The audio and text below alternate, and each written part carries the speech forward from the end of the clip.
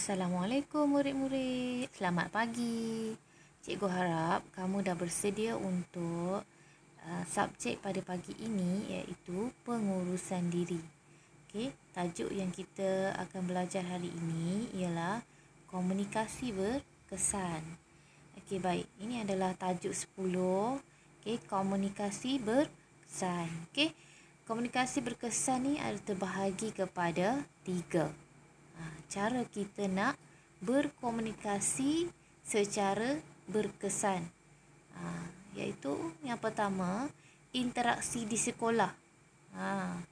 Interaksi di sekolah. Macam mana kamu ingin berinteraksi di sekolah? Okey, macam mana nak berkomunikasi dengan berkesan? Yang pertama, memberi ucapan selamat kepada guru, rakan dan kaki tangan sekolah. Okey. Seterusnya, bertegur sapa dengan bahasa yang sopan. Kalau kamu bercakap dengan kasar, interaksi agak tidak sesuai. Okey.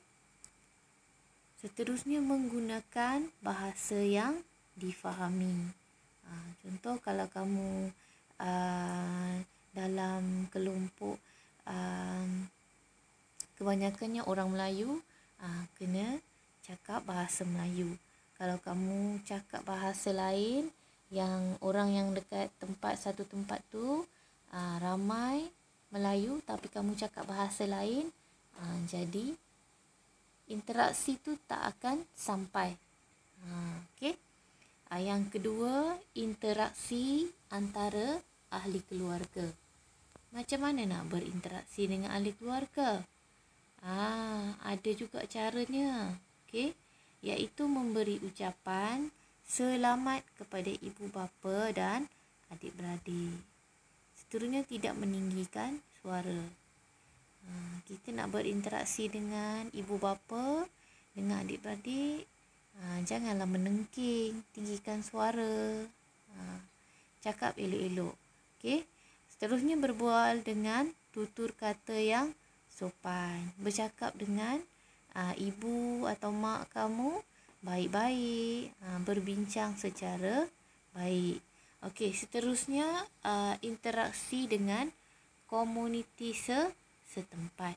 Okey, memberi ucapan selamat apabila bertemu, sering bertanya khabar, berbual dengan tutur kata yang sopan. Ini adalah 3 cara berinteraksi yang sesuai dalam keadaan yang baik. Okey, seterusnya cikgu nak awak tengok, okey, ada 3 kat sini. 3 cara bersosialisasi yang sesuai. Okey, terbahagi kepada 3 lah. Di sekolah, okey, keluarga dan komuniti setempat. Kalau sekolah tu macam kamu menyertai acara pertandingan dan majlis rasmi sekolah. Ada caranya. Okey. Setiap acara dan pertandingan mesti ada kena ikut peraturan. Menganggotai persatuan, badan beruniform dan kelab. Ada caranya. Macam mana berpersatuan? Okey. Kalau kamu pengakap, mestilah ada dari segi pakaian, tingkah laku, tutur kata kamu semasa berpersatuan. Okey, seterusnya aktif dalam aktiviti berkumpulan di dalam kelas. Okey, itu dari segi sekolah. Okey, seterusnya nak bersosialisasi, cara bersosialisasi yang sesuai dari segi keluarga pula. Okey, menunjukkan teladan dan tingkah laku yang baik kepada ibu bapa dan adik-beradik. Tunjukkan kamu yang baik, kelakuan yang baik-baik.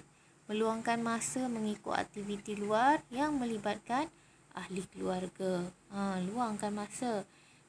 Kalau tak ada COVID, kita mungkin sekarang boleh berkelah. Okey, jika ibu bapa ajak berkelah, kamu digalakkan untuk turut serta. Okey. Tapi sekarang tak bolehlah, kena duduk rumah kan. Sebab COVID. Okey, seterusnya komuniti setempat, iaitu melibatkan diri dalam persatuan penduduk dan jawatan kuasa kampung, menyertai aktiviti gotong royong, sukan dan keagamaan, dan seterusnya memenuhi jemputan majlis kenduri atau majlis hari jadi. Okey. Seterusnya, cara komunikasi yang berkesan mengikut situasi. Komunikasi boleh ditakrifkan sebagai satu proses pemindahan maklumat, perasaan, idea dan fikiran seseorang individu kepada individu yang lain.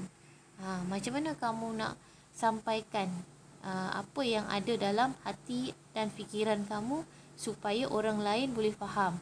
Okey, cara berkomunikasi kena ikut situasi. Kenalah bertutur kata dengan sopan. Contohnya kamu nak minta tolong. Nak minta tolong pada orang, okey, kena bertutur kata dengan sopan. Okey, jangan menengking. Contoh, Ali, ambilkan Sat baju. Contoh, kamu nak minta tolong, tapi kamu menengking atau meninggikan suara pada orang yang kamu minta tolong. Jadi komunikasi kamu itu tidak sesuai. Tak sampailah. Kamu nak minta tolong, tapi sepatutnya kamu kena bertutur kata dengan sopan. Okey, seterusnya menggunakan bahasa yang baik, memberi perhatian semasa berkomunikasi. Kalau cikgu bercakap dalam kelas, kamu kena tengok cikgu. Jadi apa yang cikgu sampaikan, kamu boleh dengar dan lebih faham. Okey, memberikan respon apabila bertanya. Okey, seterusnya suara yang jelas. Suara kena jelas lah. Kamu tak boleh lah kalau nak minta tolong bisik-bisik. Macam mana orang nak dengar kan? Kalau nak minta tolong, situasi nak minta tolong, okey, kena menjerit contohnya. Okey, seterusnya menunjukkan komunikasi bukan lisan yang baik. Komunikasi bukan lisan selain daripada bercakap. Okey. Tak bolehlah tunjuk isyarat yang tak baik. Okey, kena tunjukkan komunikasi bukan lisan yang baik. Contohnya tunduk hormat pada guru. Tu contoh komunikasi bukan lisan yang baik. Okey, tidak mengeluarkan perkataan yang lucah dan kurang sopan. Yang ni tak boleh lah. Okey, kamu nak berkomunikasi dengan ayah atau ibu, cakap benda-benda lucah. Itu cikgu pun tak setujulah. Dan cara tu memang tak sesuai. Jangan buat.